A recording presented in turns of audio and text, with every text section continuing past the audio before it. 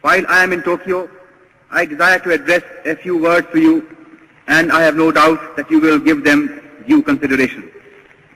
In the first place, I desire to thank you most heartily for the warm and enthusiastic welcome that you have given me on the occasion of my public appearance in East Asia, and for the assurance that you have given me of your wholehearted support to our efforts to liberate our dear motherland.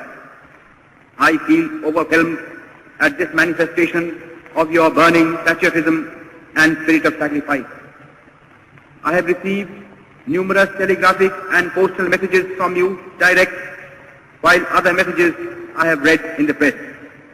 And all these messages have given me great joy and satisfaction. You know that I am always an optimist. Nevertheless, I must say that the response that I have received has exceeded my fondest expectations. I can only say in reply that I feel proud of you. Since the outbreak of the war in Europe and in East Asia, I have been saying repeatedly that we, the Indian people, could not have wished or even dreamt of a better combination of circumstances for helping us to achieve our liberty. When the world forces are helping us in this way, our task has automatically become very much easier than what it would have been otherwise.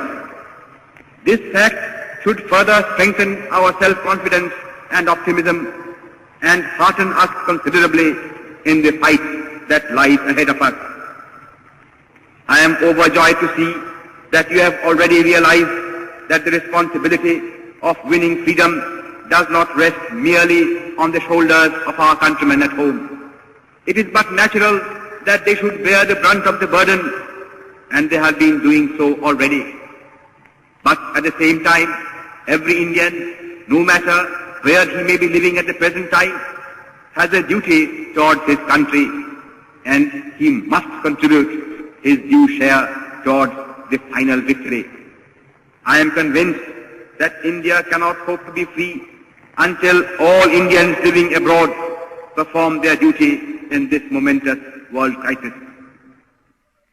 Owing to the fact that the tripartite powers have been giving their fullest support to Indian independence, it is comparatively easy for Indians living in Axis countries or in countries controlled by the Axis powers to play their part in the national struggle.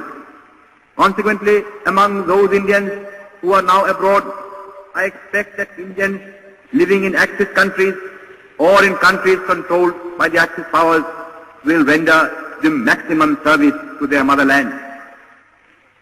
Here in East Asia, you have seen for yourselves how deep is the interest in and sympathy for Indian independence.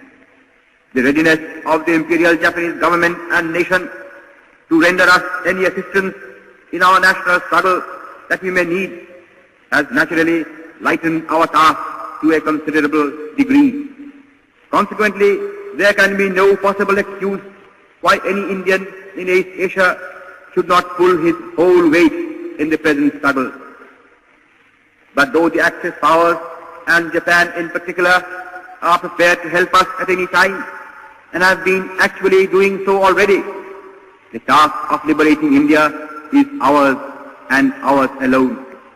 That responsibility we shall not cast on anybody else, because that would be against our national honor. Moreover, we have no right to ask for or expect help from any quarter until we ourselves have first of all done our very utmost.